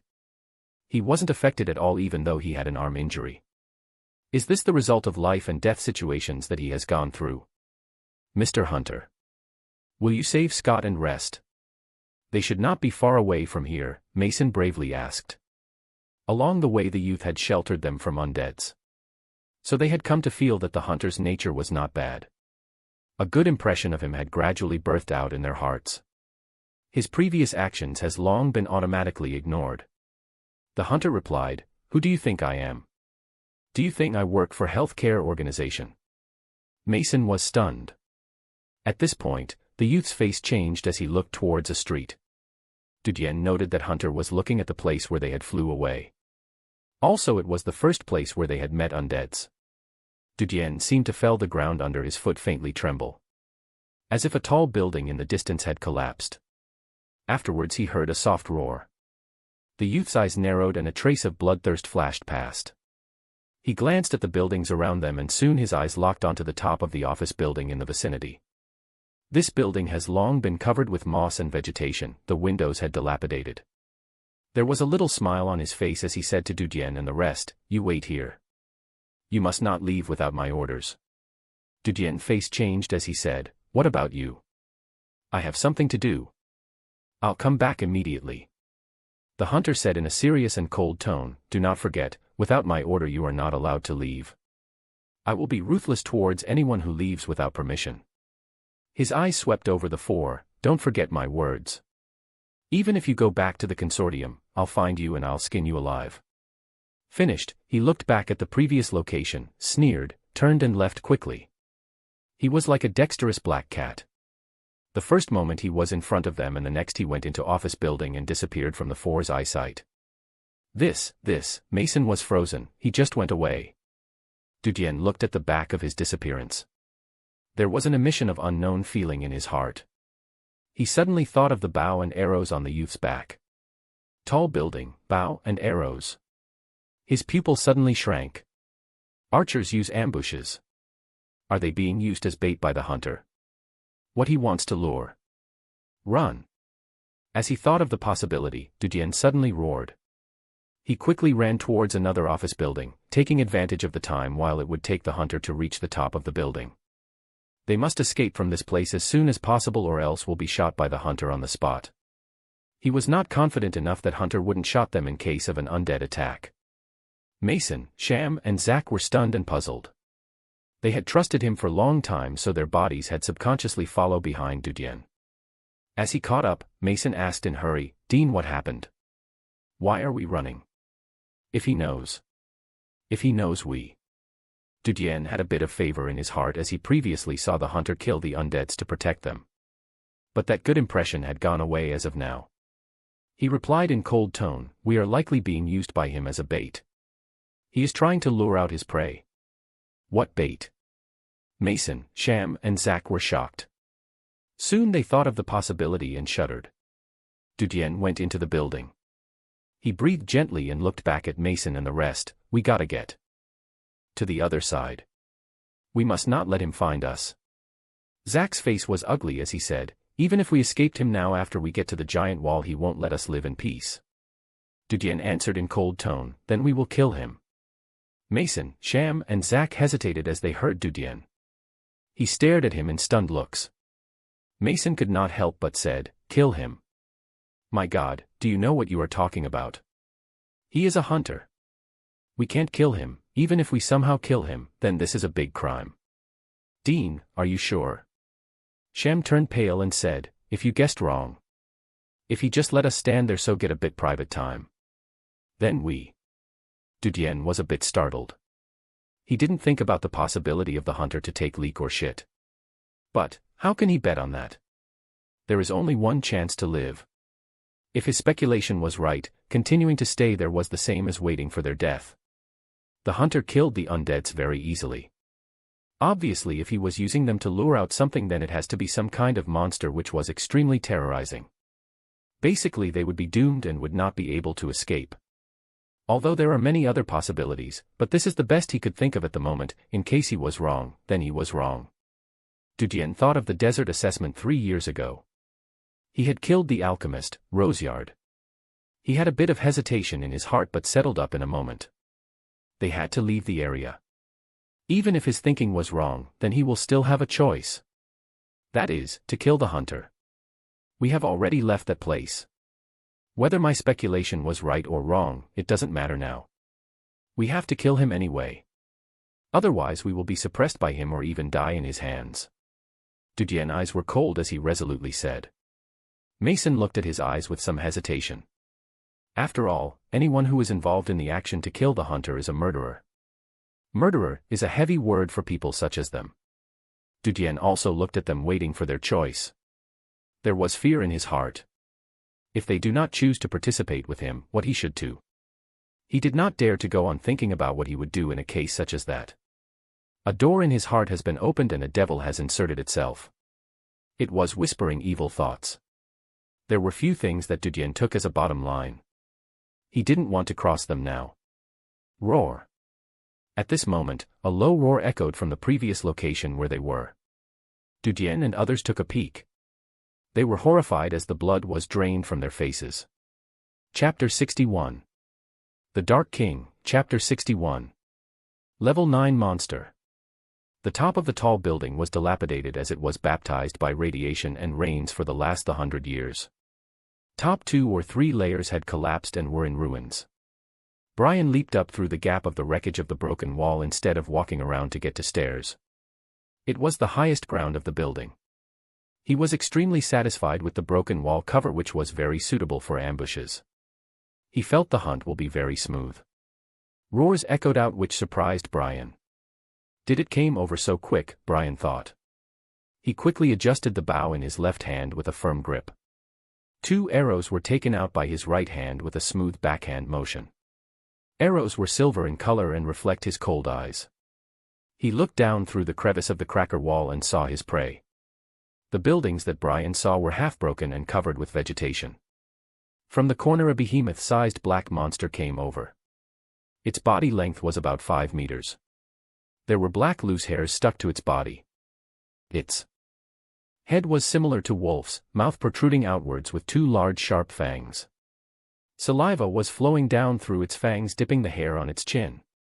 Finally, it came out. Brian's eyes narrowed as bloodthirsty excitement flashed past, a rare level 9 monster. After I kill you, my magic marks will be able to evolve again. Finally, I will master a new ability. He put the arrow onto the bow and his eyes glanced away. He looked at the previous open space where he had left Dujien and the rest. But no one was there. His face changed and eyes become chilly. Bastards. Damn little bastards. If you had struggled a little in front of it, you would have created more output. Even if you would be killed on spot. He shook his head as he looked at the street. It seems the monster was smelling to trace the location of praise. Brian's face was livid. This thing is not a mindless low-level undead. If I shot at it because of temerity, it will certainly be aware of my location. Moreover, it will also arouse its suspicions. He clenched his teeth in vain as he thought of the matter in hand. These little bastards said that they were separated from other scavengers. If they lead it to that large force, there should be a chance to kill it. As he thought more, his eyes brightened with hope. He quickly opened his backpack and pulled out a bottle of yellow vial. He opened the cap and sprinkled a bit of it on himself. This amount of vial should be enough to cover up my smell. As long as we are not too close, it is temporarily unable to find me. It should go after those little animals. Brian secretly thought out. Dujien and the rest were frightened when they saw the monster jump out of the corner of the building. They had heard stories about such terrifying monsters. They would have never expected them to actually exist. Dujien said in hurry, "Run. Go up the stairs." Mason, Sham, and Zach reacted and quickly followed Dujien and walked up the stairs. Quick. Hide. Hide. Shem stammered as he was anxious and almost cried out. Previous undeads in comparison to this black behemoth were like cute little kittens. Dudien's face was pale too. As he heard Sham's words, he hurriedly said, "We cannot hide. We have to go to the roof to find him." Mason whispered, He will not save us. We violated his words. It is not for help, we are going to kill him. Or we will lead that thing to him.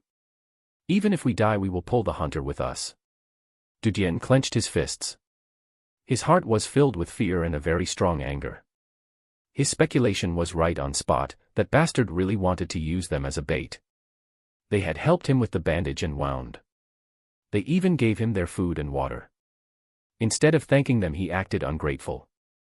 Moreover, it was not about being ungrateful, but sending them to their death. Animal. Dudien had never been so angry. On the top of the building, Brian watched through the broken wall. The monster suddenly looked at the direction of the high-rise. It was clear that it had found the smell of those little bastards. Brian's eyes flashed with a hint of the coldness. He secretly thought, damned, little bastards. Instead of obedient death, you have chosen to run. Do you think that you will be able to save yourself if you fled into the building? Small pieces of garbage. Dog bastards. He knew that Dudien and the rest would die. There was not vials on them to cover their smell. They will be found by the monster. But he was not happy but angry. They would be of little value to him if they died in the building. In the building he could not find the angle to attack. The former open street was perfect as a hunting ground for him. Cramped places such as the building was the worst terrain for a hunter who specializes in the long-range attacks such as himself. He could imagine the fear of those kids who had went into the building. He began to calculate few odds about them. If it is from the moment that they entered the building when he left the street, then they should be located somewhere around 4th to 6th floor. The monster shall catch up to them maximum by the 10th floor. And he was on the 23rd floor. He has long noted down the layers of the building as he climbed to the top of the high-rise.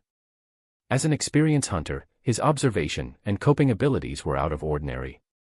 If the battle happens on the 10th floor, the distance between this floor and 10th is very far. But I don't know if it will be able to locate me. Brian frowned.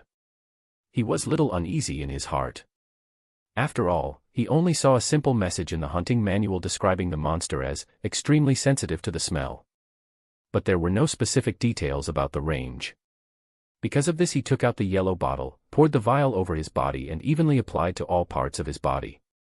He was thinking and calculating at the same time. Now, they should be on the 8th floor while the monster should be on 6th floor.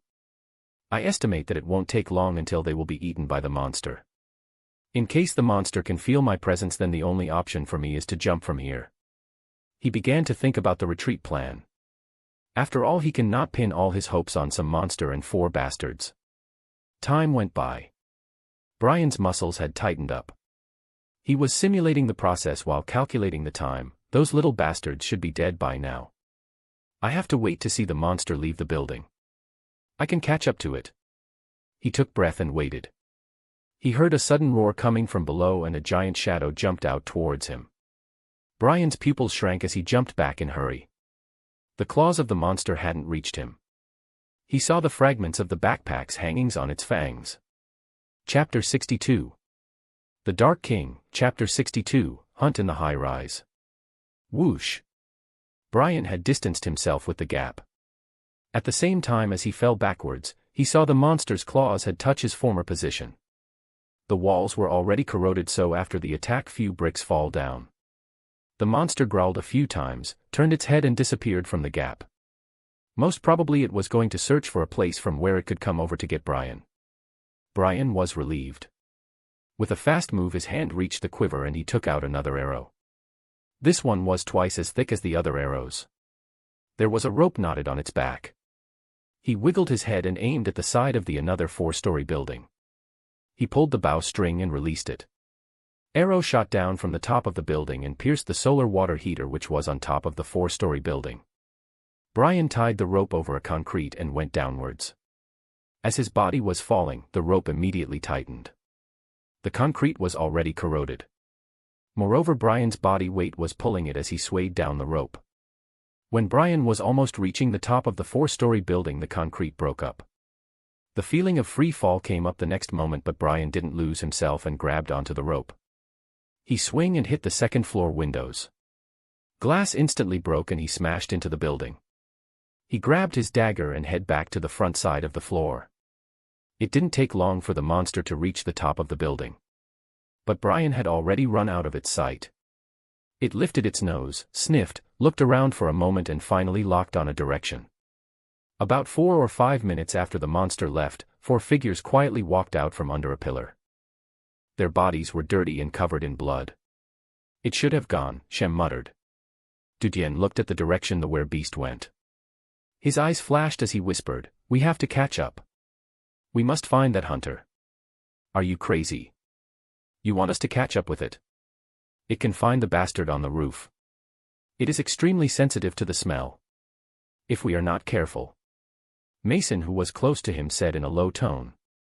"There is this layer of blood cover. Temporarily it won't be able to smell us." Dudien glanced at his body which exuded stench of blood. As they were walking up the stairs he happened to see bodies of undeads in the corridor. It took a whim for him to come up with this idea. That is, they smeared the blood of undeads all over their bodies to cover up their smells and pretend to be dead. They pulled out the deep blue balls from the undeads' heads and their body temperature returned to normal and began to rot. The taste and smell of the blood mixed with the rotten flesh was very strong. Dudien noted that the monster had ignored the corpse of undead which was on the roadside. So he bet on it and took the risk. In order to disguise completely, he made all of them to smudge the rotten blood all over their bodies, including their faces, which was not an exception. However, taking into account the toxicity of the blood, Dudien didn't directly apply it to his face but used a fabric. The blood was spilled onto fabric which covered their faces. Although the blood would penetrate through the fabric, but their life was on stake and there was no better option. Moreover, in order to attract attention of the monster and reduce the weight, they had put all the 4 backpacks in the first floor. The backpack was stained with their sweat, which was way too dangerous to be carried. Originally, it was a desperate last attempt, but they didn't expect it to succeed. They were not in mood to celebrate their escape from the clutches of certain death because of the bold words that Dudien said. Because of sudden shock, they shook their heads. We were lucky this time. If we go after it, a small accident will lead to our death. Shem also tried to persuade. Dudien looked at them and said, if you don't want to, then just stay here and wait for me. You may go and find Scott and others. The hunter must be killed or else there won't be peace for us. This monster had confirmed his speculation, but also to more profound understanding of the hunter's cruelty. He did not think that such a cold-blooded and cruel person will easily let them disrupt his plan. The next time when they fall into his hands, a simple death would be what they would wish for. Most probably he would torture them to death alive. Instead of pinning their hopes on each other's compassion, it was better for them to cut off the hidden danger. Mason and the other 2 were stunned. They saw Dudien, who was leaving to catch up to monster. Mason even said, I have told you before. We 4 are together in life and death. Dudien looked at him deeply, nodded slightly. At this time, as Zach and Shem heard Macon's words, also stood out and followed after Dudien. They had got along and helped each other in the last 3 years. However, as he witnessed them ready to follow him in such a critical moment, Dudien's heart was filled with warmth. He nodded and said, let's go. You little animals are still alive. A cold and chilling voice echoed out in their ears. Dudien's pupil shrank as he looked up and saw the hunter, who appeared in the shadow on the 2nd floor near the broken window. He did not even leave. Brian was more surprised than Dudien. He didn't expect them to be able to escape from the monster. But when he saw the blood covering their bodies, he suddenly realized that he had underestimated them, small little bastards. I will kill you today, even if the father himself came up to beg for your lives. He lifted the bow and instantly pulled the bow. Dudien's face changed, quickly ran into the building. Whoosh, 2 arrows stabbed onto Dudien's previous position. Run, run separately. Dudien got into the building and shouted. Mason and the other 2 were ignorant. They didn't want to kill the other, but the hunter had appeared in front of them. As they heard Dudien's words, they went towards the 2nd floor. Dudien saw them running in the same direction and quickly shouted, run separately or he will catch up with you guys. He is only chasing after me. From the previous 2 arrows shot by the hunter, he knew that the hunter's hatred was most concentrated on him. Macon and the other 2 discolored. There is hope if we fight against him together. Listen to me, shouted Dudien. All of them were confused. But they had to bite the bullet. So they separated and ran in 3 different directions. Dudien looked back at the hunter who had jumped from the 2nd floor. He quickly turned and ran. He knew that if the other side caught up to him, he will die a miserable death. That side parried the horror of the undead, not to mention a mere scavenger. The cunning little bastard. You have been undermining my plan. Brian has long seen through that the other 3 were listening to the arrangements of Dudien. Even an adult scavenger would stand wherever he would order. They would stand without tampering. The thought of Dudien destructing his plan of hunting the monster made him subconsciously clench his fists. Run, run. I will peel off your skin. Brian's inner devil was reflected on his face. He quickly caught up to the stairs. Taking into the account the undead's blood smell coming from Dudien and the other 3's bodies, Brian knew that the monster won't come back for a while. A strong desire to slaughter had ignited in his heart. He wanted the other side to feel the pain. Soon, he came up to 2nd floor. He heard footsteps coming from not far ahead. Should be on 4th floor. He sneered and went up the stairs. Soon he came to the 4th floor. The previous rapid footsteps had disappeared. He smiled coldly and said, Hide and seek. I haven't played this game in a long time. Hide. I will let you taste the despair. You will know what it looks like when footsteps of death are coming towards you step by step. He pulled out his bow and raised it. He put the arrow and shot it. The arrow passed through windows that were covered in glasses which crashed in that instant. Then a muffled sound echoed. Chapter 63. The Dark King, Chapter 63, Immortal Hunter. I would love to hear out your speculations. Brian's brows wrinkled. Quietly he went over to the office's door. He slowly pushed open the vegetation-covered door. It was not locked, but it issued a slight squeaky sound as it moved. Brian entered the following office and looked sideways. He saw that the arrows he previously shot were nailed on top of the wooden table in the room. He frowned slightly. At this time, he heard subtle sounds of a movement from the opposite office. His eyes flashed. Suddenly he took out another arrow from the quiver and it instantly shot past the slim wall. It took less than a breath of time between him reaching the arrow and shooting it. Suddenly a suppressed whisper of pain came from the other side. Little bastard. Brian slightly sneered as he said. He put away the bow and pulled out the dagger. Step by step he walked towards the next office. He kicked open the door. It couldn't withstand the force, so it fell the next moment. The dimly lighted room with everything inside was present in his sight. His vision concentrated on the desk that was on the other side of the office. The arrow had penetrated Dudien's ribs and nailed him onto the table. Dudien seemed like a little rabbit which had been caught and struggling to escape. Brian's eyes were colored red. There was a bloodthirsty feeling reflected in them. He was very confident of his archery skills. The arrow shot by him could penetrate the stone, not to mention soft armor of the scavengers. Little bastard. Struggle. Struggle more. Are you feeling desperate now?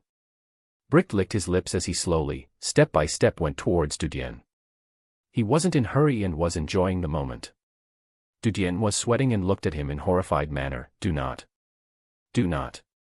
Don't come over. Scream. Continue to scream. A chill flashed by Brian's eyes. I will destroy you. I will peel you alive. I will eviscerate you. As he approached Dudien, faces showed more and more horror. However, when Brian was about 5 meters away from him, the panic on Dudien's face disappeared. Instead, a determination was reflected on them. A strong determination to kill the Brian was revealed as he suddenly stood up and threw the dagger which was hidden near his chest under his arm. Brian was stunned for a moment at sudden attack. But he was, after all, an experienced hunter who has survived through many life and death battles. Instinctively he raised his dagger to block the oncoming dagger. Brian saw that the arrow which he had shot previously hadn't Dudien at all. Instead, Dudien had deliberately caught the arrow with his armpit, resulting in dislocation effect that made Brian think that he was successful. Little bastard. Brian was angry. He was angered by Dudien's attack but also for his stupidity as he fell into a mere scavenger's trap. However, he was confident that there was no way for Dudien to get out of his hands, so he still kept cool. I will unscrew your head. Squeeze out your eyes. You little bastard, he roared. However, Dudien didn't panic as he saw that dagger had failed. He began to lift the keyboard, LCD screen, cup, picture frames, flower pot and any other object that was on the table to throw at Brian. Although these things will not cause any harm but at least could block Brian. Brian was aware of Dudien's intentions. However, he took Dudien's actions as the last stand by his prey because of despair. He enjoyed the scene. He didn't even raise his hand to block the oncoming object. Even those cups or pots wouldn't have any effect because of the hunter's specialized armor that he wore. At this moment, Dudien vainly threw mass of fabric at Brian. This cloth was on the table, along with the other things. It seemed that Dudien was just grabbing anything that he could and throwing them at Brian. Bang. Brian kicked the hard object that was covered with the fabric. Little bastard. Oh, the way you think of these little cunning plans. But do you think that I would fall for the same trap twice? All the other things were covered in dust and moss, but this fabric was clearly flipped over. What had you hidden inside? Dudien's pupils shrank. He had underestimated the observation skills of the hunter. Powerful physique played only small part in their overall qualifications. The real problem was in their culminated real-life combat experience. Perhaps while hunting the monsters, they have been accustomed to tactics of making traps. Most probably they have long used every possible trap that could be thought of. I had underestimated you, Dudian gasped, staring at him coldly. Brian sneered, do you any random person can kill a hunter? Since the other 3 little animals have escaped, you will bear all of my anger now. Dudian sneered and said, I had underestimated your foolishness, idiot. Then he instantly jumped to the back of the desk. Brian was confused because of his action. However, he smelled a burning paper. In his peripheral vision under a table there was a tube. There was a faint flame that reached it. The next moment. Boom. A massive explosion happened which swallowed him. A loud noise echoed out and the whole room shook. The lights on the ceiling had shattered and fall off. Although Dudian hid in time, but he still felt the shock wave even behind the desk. He felt his body thrown out by the shock wave. He hit a hard object and fall onto ground. Pain spread throughout his body, while there was a buzzing sound echoed in his ears. In a moment, unimaginable amount of pain burst into his mind. He struggled to open his eyes. His line of sight was dizzy and constantly shaking. He clenched his teeth, raised his hand and slapped his face. After 2 or 3 continuous slaps, gradually his sight was restored. He struggled to stand up and looked up at the location of the previous explosion. He had incited the hunter's concentration on himself so that he wouldn't detect the gunpowder-filled tube. He had used the fabric that he found in the office to ignite the gunpowder. But the problem was that both paper and fabric were covered in thick dust. That's why they burned very slowly even though he had used the dagger to divide the fabric into strips. Because of slow burning he had covered the fabric with the paper from the side. From the beginning his aim was to camouflage the gunpowder tube. Moreover, he had to take risks. Even though the destructiveness of the tube bomb was high, but if the hunter was away from it then it would not have much of an effect. So he took a gamble. If the fabric burned faster than he expected, he would be the first to be killed by the blast. If it burned out when both of them were close to it, both of them would die. It was a big gamble where his life was used to bet. There was no option but to make it. Dudian felt tired. He leaned against the wall and took big breaths. He grabbed the fabric which was near the wall. He untied it and saw more than a dozen dark blue balls in it. There was a trace of happiness in his eyes as he smiled, but the next moment his body suddenly froze. Hunter struggled a lot but at the end slowly stood up. His right arm which had faced the explosion had been blown off. The blood was oozing out. He clutched the dagger with his right hand while the hunter looked at Dudian ferociously. Didn't he die? Chapter 64. The Dark King, Chapter 64. Beast. Dudian was horrified. He was struggling to stand still as his hands and feet were feeling very weak. Even though he wasn't at point blank when the explosion occurred, but he had been affected by the massive shock wave that came up aftermath it. Small bastard, Brian ferociously stared at Dudian. He was blood-stained and he was dragging his right leg while he slowly walked towards Dudian. He raised his left hand and threw the dagger at Dudian's chest. Dudian had expected the shot so made his best to avoid it by a sideways roll. Brian's right arm was blown away plus his right leg was seriously injured. As he threw the dagger his body lost the balance and he fell down the place where Dudian previously stood. Brian struggled to get up again but his body had taken its toll so it was very hard for him to move. However, he was able to grab the dagger. Dudian saw that the hunter was not able to stand up again so his heart was relieved. It seems that although he couldn't kill the hunter but at least disabled him for good. He began to grab anything that was in his periphery and throw it at Hunter. There was no protective gear at Brian's head. If it was normally, he wouldn't feel any pain because of the things that hit him. But now, as right side of his face had been injured, these pots and leftovers of chairs were inflicting great deal of pain. His body muscles were twitching and more blood was bursting out of his shoulder. He roared and waved the dagger. Unfortunately for him, he couldn't even reach Dudian's feet. Dudian was worried that the hunter would suddenly rush at him so he didn't dare to get too close to him. He thought of his own dagger which he had thrown earlier. Although its blade was not usable, but its tip was sharp. He ran back to get the dagger. As he looked back Brian had already climbed over. The hunter's ferocious eyes were full of compelling chill. As if he would counterattack at any time but was hesitating about the timing. Bang! The floor began to tremble and collapse under Brian's foot. Brian fell to the third floor. Several desks were crushed by the collapse of the fall and Brian had fallen onto one of them. Brian's body shook from the pain as he was lying on the broken pieces of the desk over the floor. The ground under him collapsed and he fell into the second floor. As Brian's body hit the ground on the second floor, it ceased any kind of movement. Dudien with light footsteps came over the edge of the gap created by the collapse. He looked down to see that the hunter was not moving. Blood was slowly flowing out from his shoulder and staining the ground. Dudien was relieved. He slowly retreated away from the gap. He sat down on his butt and leaned against the wall to rest. This building had become useless after 300 years of corrosion. An explosion such as that had collapsed 2 floors. If there was a bigger explosion, then the whole building would be blown to dust. Resting for some time, Dudien felt that his physical strength was restored. He gently went to the other side of the office and grabbed the fabric with the dark blue balls. As he went to the second floor, he thought that this explosion may attract undeads, the beast, and most importantly other hunters from the consortium, so he had to be quick in his dealings. As he reached the office on the second floor, he saw the hunter was still lying on top of the ground. The blood that had oozed out of his body was almost dry and hard. He walked around the office and grabbed all the scatter white paper he could. He threw them onto Hunter and looked for more. At the end, when he felt there were enough, he went close to the hunter and squat down to use fire sickle to burn Hunter's body.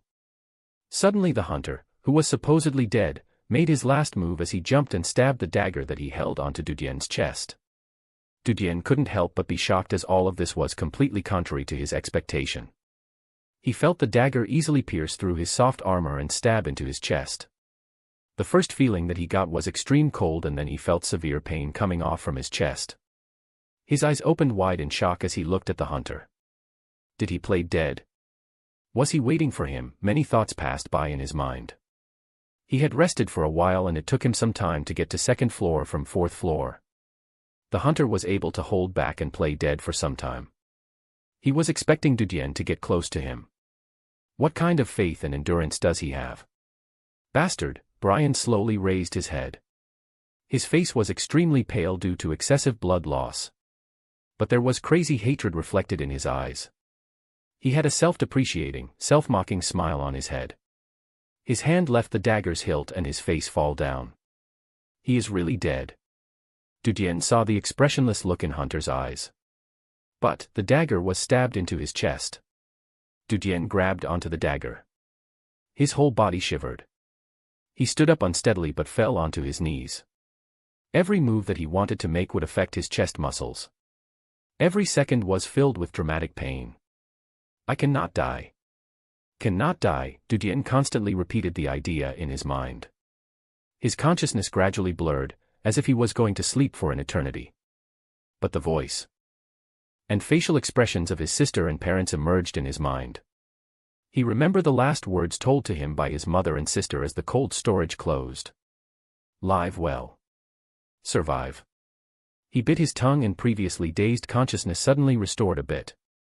He looked down and found that the dagger hadn't torn his heart. If it had pierced the heart, he should have died on spot. Perhaps if he could stop the blood outflow, he could survive. Suddenly strong feeling that urged him to survive poured into Dudien's heart. He clenched his teeth and got up. He took out the dark blue ball from the fabric. It absorbs heat but also could be used to analgesic and homeostasis the wound. He went to the back of the hunter and got the first aid kit from his backpack. There was unused gauze, some bottles and jars, some pills and powder inside the first aid kit. Dudien found the alcohol. While his hand trembled, he ignited the fire by using the previously prepared paper heap. Although the radiation was high, but he could manage. He drank alcohol, bowed his head and blew onto the dagger. Little by little he pulled out the dagger. The pain he felt was so hard that he felt his scalp burst and soul shake. There was an urge to stop, but he fought back the pain and slowly took out the dagger. The blood suddenly poured out. It was as if strength was leaving his body. He began to wrap the gauze around his chest and tightly restrained it. At the moment he couldn't find needle and thread, so it was impossible for him to suture the wound. For the time being his wanted to stop the bleeding. Soon the top of the gauze was colored red. He rolled few more times and put the dark blue ball on the chest to continue to roll the gauze.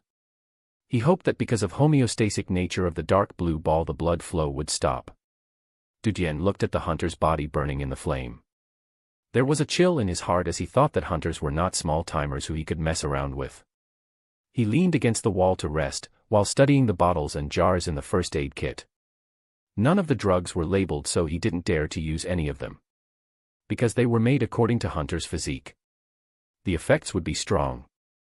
If used wrong it will bring more harm than benefits. Time went by slowly. Dudien was relieved that the blood outflow had been restrained by the dark blue ball. However, he couldn't move around or the wound would immediately split again. God didn't favor him once again. Dudien was quietly watching out from the vegetation-covered windows. The windows gently trembled as a growl which he was familiar with echoed out. It was the beast that he had seen before. Dudien's face became pale as he was sitting on the ground trying to recuperate. Chapter 65. The Dark King, Chapter 65. Hunting the Prey. So today I was checking out the NU page of TDK. I was impressed with the stats, so I'm on roll today. The floors have been corroded and rot after the test of time. At this time, the waves of sounds echoed out as stairs had demolished. Dudien looked ugly. He knew that the monster had come after him, but it seemed to stay on the second floor for some time. Most probably Hunter's corpse had caught its attention. Bang. Bang. Dudien felt the slight tremors coming of the floor. Seems the sixth floor was broken too. Obviously, 5-meter-long monster has an enormous weight and it is a big toll on the floor's ground. Dudien felt the ceiling almost fall off. The tremors caused by the monster was fatal for the long ramshackled building. He clenched the rope and stared to the front. Bang. He saw the giant black claws breaking the ground. The claw tips waved, almost stabbing Dudien. Dudien was scared. Around 5 meters away from him the floor crashed and huge.